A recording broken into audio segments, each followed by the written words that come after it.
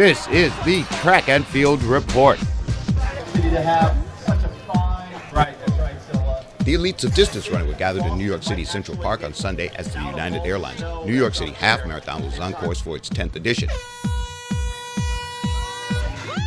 The Half Marathon's women's start was the prelude to a battle that would pit American Molly Huddle against course record holder and returning champion Sally Kipyego. Also in the podium mix of ladies' talent was Joyce Chepkarui and two-time champion Carolyn Rotich. But the day was to be that of the American Huddle.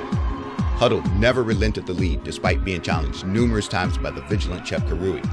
Huddle cracked the Kenyan lock on the event in the last mile, pressing home to a new course record of 1:08:31, 11 seconds ahead of Chepkarui and the claim of being the first American to win this New York race.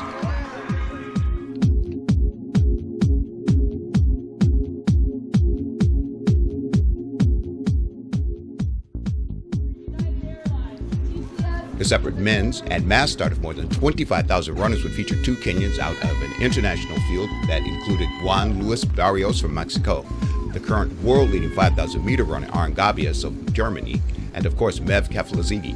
Unlike the women's event, the men's race was highlighted by a serious 50-meter sprint to the finish underscored by Leonard Courier seizing the victory over Sambu in the final moment. 1 hour, 1 minute, and 6 seconds. Barrios was third 15 seconds behind in 1:01:14.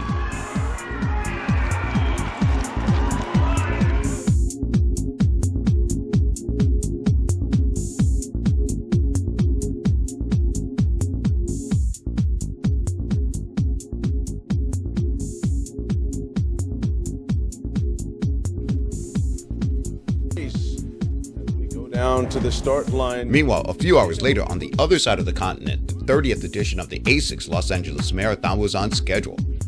With a hot day expected, the women's race started at 6:45 a.m. This year, the LA race also serves as the USA National Marathon Championships and the qualifier for next February's Olympic trials, also in Los Angeles. All American male runners who finished 2:18 or better qualified, as did all women who finished in at least 2 hours 43 minutes. A big pack of international ladies that included American Sarah Hall, who was finally making her much-anticipated marathon debut, was on hand, as well as 39-year-old Blake Russell.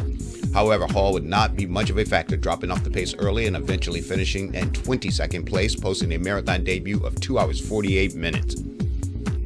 Kenyan Olga Kameo and Russian Natalia Pushkova would take charge and determine the pace and flow of this race, emerging as race leaders around mile 18 after the Americans and Japanese faded.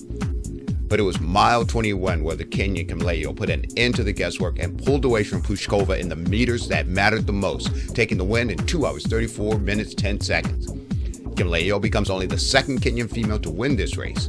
American Blake Russell took third place in 2 hours 34 minutes 57 seconds and captured the USA Track and Field National Championship title.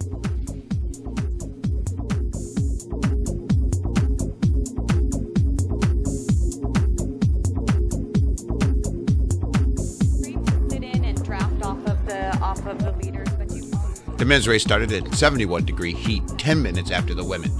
Their race began as a mix of 9 Kenyans and Americans chasing an Olympic qualifier. Among them was the fastest man on the course, Ryan Hall, who went out with the leaders as expected but faded 26 minutes into the race and dropped out at mile 14. By the 18th mile, the pack had thinned to a Kenyan trio of Daniel Limo, Edwin Koech, and Lani Ruto.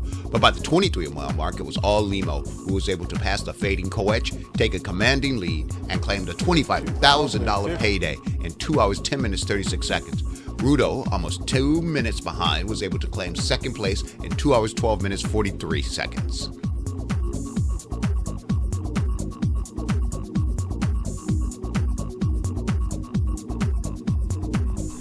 Seoul, Korea is the backdrop for the 71st edition of the Seoul International Marathon. Wilson Leone led an all-Kenya romp in the men's races. The leaders went through the first half of the race in a quick 1:02:57. Leone pushed a hard 14:18 5-kilometer split just after 30K to leave his rivals a long way down the road. Wilson took home the spoils in 2:06:11, not a course record, but the second fastest winning time in the event.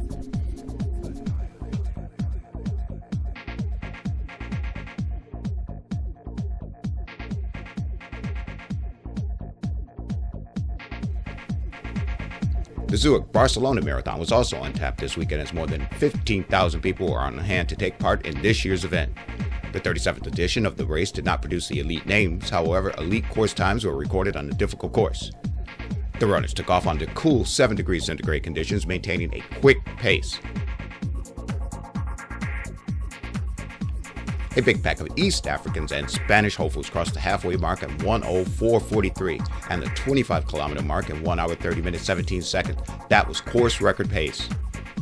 Until the pacemakers dropped out, the 2:07:30 record seemed under threat, but Ethiopian Bakana Daba took the lead for a few kilometers and slowed considerably, leaving it up to Kenyan Philip Cheruiyot Kangogo to be the first man to appear on Parallel Avenue. The winning time of 2:08:16 was more than a minute ahead of second place.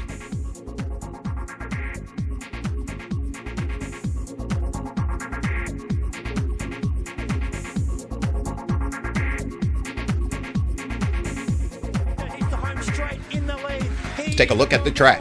The outdoor season underway in Australia has produced a number of interesting stories. First is the return to form of 800-meter world record holder David Rudisha.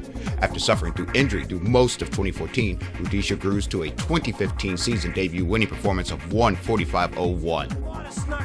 Photo finish between Rowe and Mathis, New Zealander, but David... Other down under news was the fantastic form of Danny Samuels, who tossed a big 66.21 in the discus.